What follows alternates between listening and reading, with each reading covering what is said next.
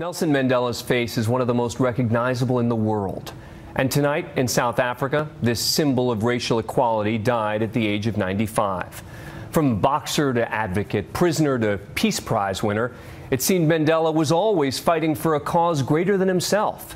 As reactions pour in from around the globe, it's clear that his legacy as a champion of human rights, equality, and freedom will be forever etched in our minds and in history. From world leaders like President Obama.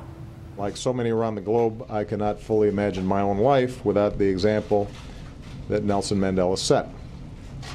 And so long as I live, I will do what I can to learn from him.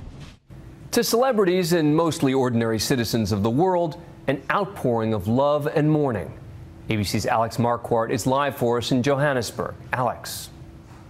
Good evening, Dan. A new day has dawned here in South Africa. There's a profound sense of loss and mourning that has swept the entire country. What's really remarkable are celebrations like this one right outside Mandela's home that we've seen spring up around the country.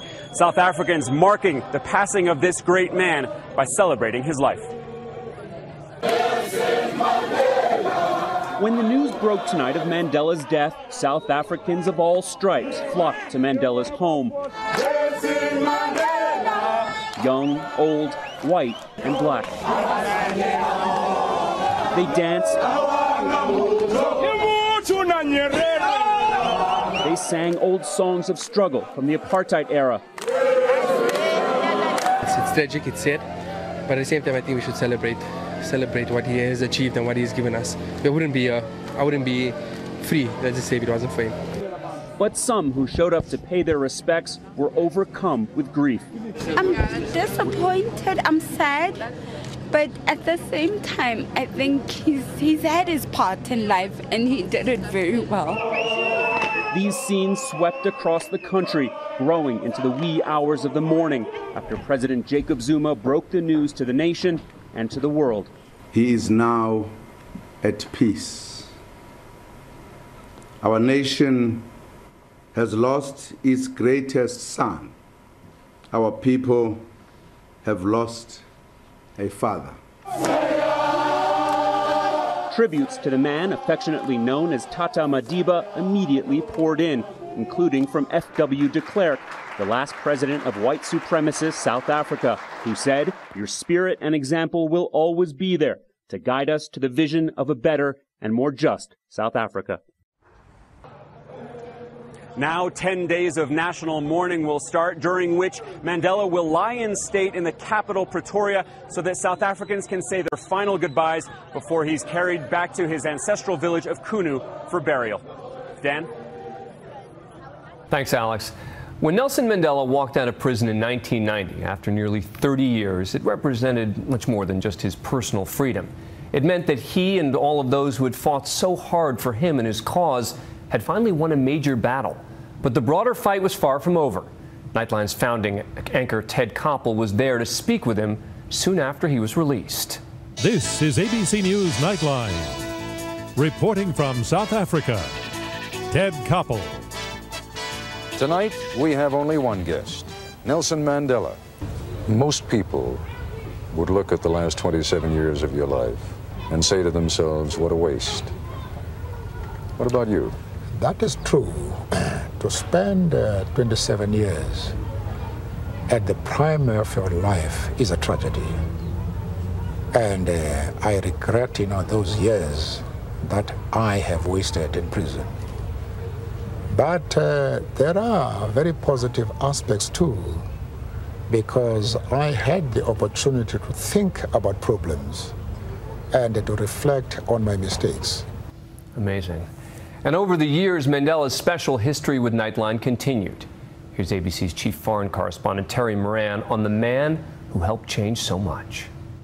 There's Mr. Mandela, Mr. Nelson Mandela, a free man taking his first steps into a new South Africa. It was a long walk Nelson Mandela took, a walk that lasted nearly a century, a walk to freedom and human dignity, a walk he ended up taking the whole world on along with him.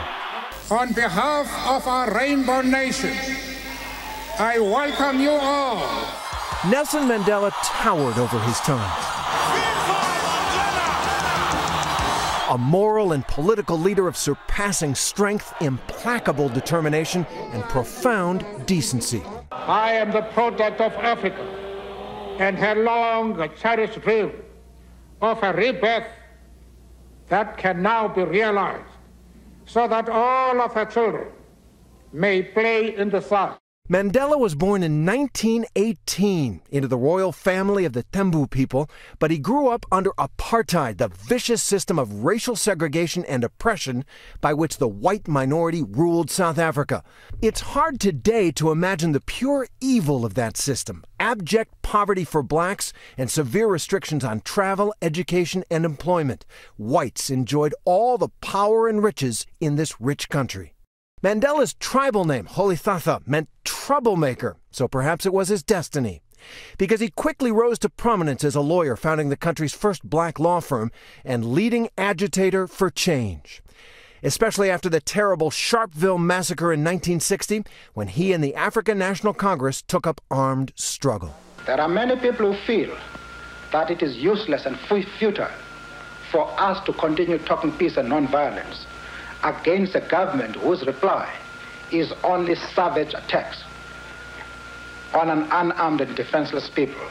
Mandela was a born leader, and so in 1964 the apartheid government tried him for treason and sought the death penalty. His opening statement to the court electrified the country. I have cherished the ideal of a democratic and free society. It is an ideal for which I hope to live for and to see realized. But my Lord, if it needs be, it is an ideal for which I am prepared to die. Mandela was sentenced to life imprisonment and sent to the notorious Robben Island prison, and he was not heard from for nearly 30 years. He was just prisoner number 46664. The years passed in prison. Mandela became a myth, a global symbol for the fight against apartheid. And then in 1990, the South African government, under increasing pressure and isolated in the world, suddenly yielded. Mr. Nelson Mandela will be released at the Victor Verster prison. It was an amazing moment. When Mandela walked out of prison on February 11, 1990, the world rejoiced. After his release, there was, miraculously it seemed, no trace of bitterness for what he'd endured. But his resolve was unbroken. Today, the majority of South Africans, black and white, recognize that apartheid has no future. He worked with his former enemy, Prime Minister F.W. de Klerk, to move toward free elections and the end of apartheid. He and de Klerk were jointly awarded the Nobel Peace Prize in 1993, and then the following year, this. The world again looked on in wonder and joy as millions of black South Africans lined up to vote for the first time. Nelson Mandela was elected president in a landslide. So help me God. A few months later, at his inauguration, attended by scores of world leaders, he declared a new era for his beloved country. Never again shall it be that this beautiful land will again experience the oppression of one by another. Mandela served only one 5-year term, handing the reins to his vice president, Thabo Mbeki. The years had taken their toll. Mandela and his wife Winnie divorced in 1996 after a 4-year separation. After leaving office, Mandela took on the role of elder world statesman, fighting injustice, not only in South Africa, but also in the rest of the world. He married his third wife and longtime companion, Graça Machel, on his 80th birthday, and, content at last, made an effort to retreat from public life. Don't call me. I'll call you. His public appearances became increasingly rare, each one of them a reason to celebrate. He was all smiles when his great-grandchildren sang to him on his 92nd birthday. Happy birthday to you. When he closed his eyes for the last time, Nelson Mandela was surrounded by his family and by the affection and admiration of the world. He had truly fought the good fight, walked that long walk. a journey unfinished towards justice, peace, and love.